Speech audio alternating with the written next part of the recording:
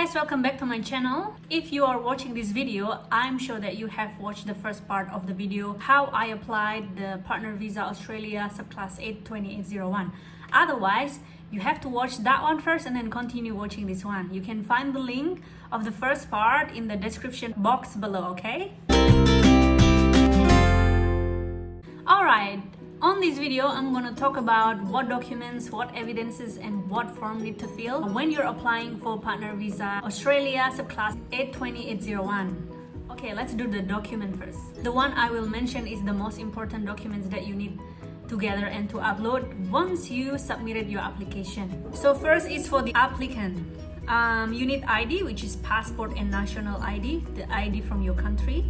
And then other forms of ID is birth certificate, family card, and Australian driver's license if you have, otherwise just skip this one. And then form 888, which is filled by two citizens who knows about your relationship. I've got my form 888 from my partner's parents, and you can also get it from your friends, your colleagues, from your housemates, anyone who knows about your relationship. And then you need police check. One is from Australian Federal Police, and then second one is police check from the country of your origin, and then third one is police check from anywhere else that you traveled and that you lived there for at least 12 months.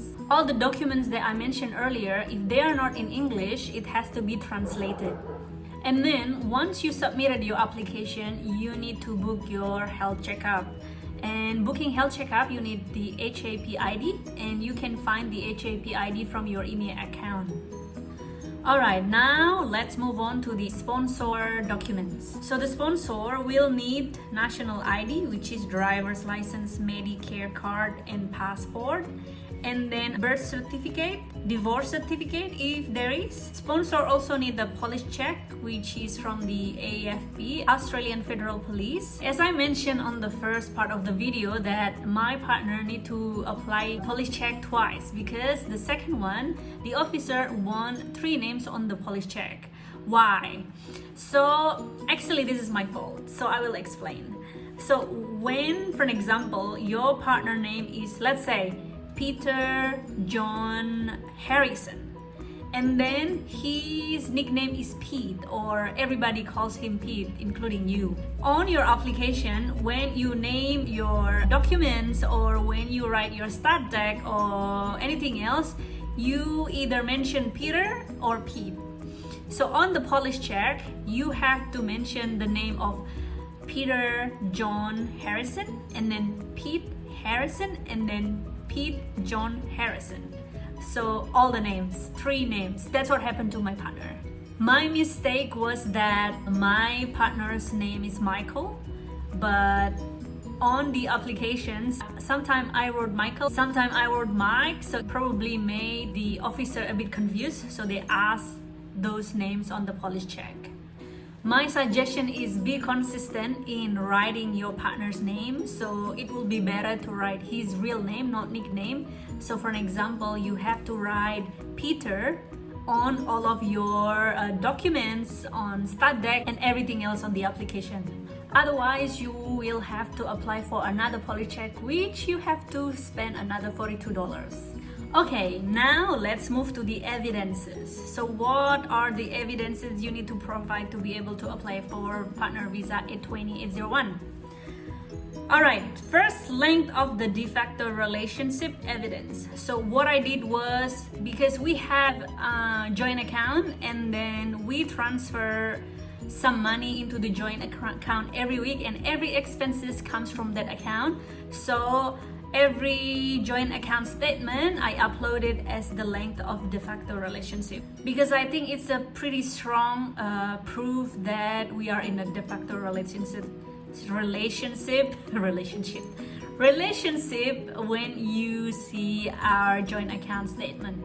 And then you have to provide relationship evidences, so it includes travel together evidences. I uploaded tickets, accommodation booking, photos when we travel together. So here is the example of what I compiled of our travel photos.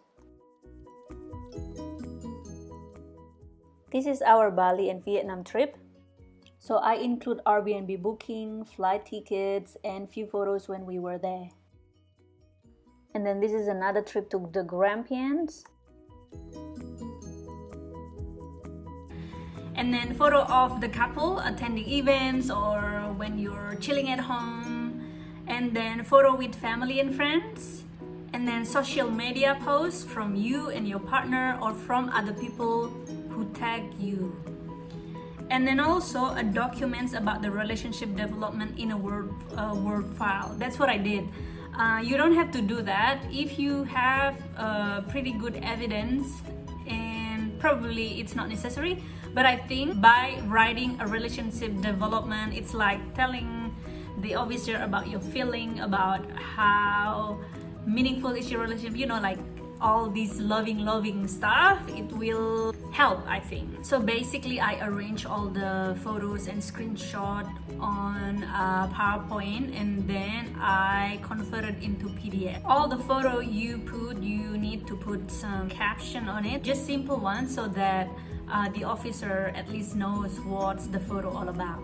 Alright, next evidence is address residential evidence. So every letters, every packages, I take photo and then I arrange it on the PowerPoint documents and then convert it into PDF, just like the other ones.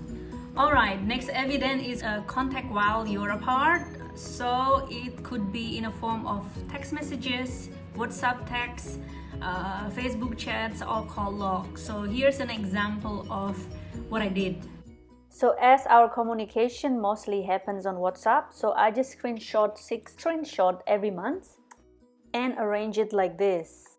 I made one file for each year of communication. And then another evidence is couple of living together evidences. So I submitted photo of the house that we live in together, and then joint lease agreement, and then also joint utilities. And then other evidence is mutual commitment evidence. Some people write start direct from each other about each other's commitment, but we didn't do it. So what we did is putting our names on beneficiary superannuation account, and then also ATO authorized contact. I think that's enough. You can also add other documents and other evidence to support your application, but for my case it's already straightforward, and I would think it's enough evidence that we're together and we're in de facto relationship. So whatever we're uploaded, I think it's enough. I keep my documents in every folder with very simple title and then very simple name, and also all the documents have to be named correctly, yeah? For an example, if you're submitting your bank statement, make sure name it as bank statement, which month, which year. So the point is, it's to be easy for the officer to check your documents. So the easier, the faster they will approve your visa. And then I also made a checklist of what documents I needed to upload. I have uploaded, I need to translate, so it's easy to track. Alright, enough about evidence and documents. Now, what form do you need to fill? So since you are applying the visa online through your IMI accounts, you have to fill those forms on the IMI account. There are 28 pages, I just checked earlier. You have to fill all the form, or fill all the information needed, and then after that there's one more form that you need to fill. Normally it's requested, it's form 80. I mentioned on the previous part of the video, and also you can find the link of form 80 on that video as well. And there's also other forms. However, those other form is not necessary unless you are requested to provide it. I hope now you get some kind of idea about what form and documents that you need to upload when you're applying for partner visa 82801. Okay, so I think that's it about document, evidence, and form that you need when you're applying for partner visa Australia subclass 82801. I hope I don't miss anything. On the next part of the video, I'm gonna walk you through my application, so you will have an idea what to do after you submitted your application and how the online application look like. I hope you find this video useful for your application, guys, and thank you for watching. Don't forget to subscribe, like, and share this video to people who need it. And as always, if you have any questions, please leave it in the comment section down below. I will do my best to answer all your questions. So that's it for now. Thanks again and see you on the other part of the video. Bye.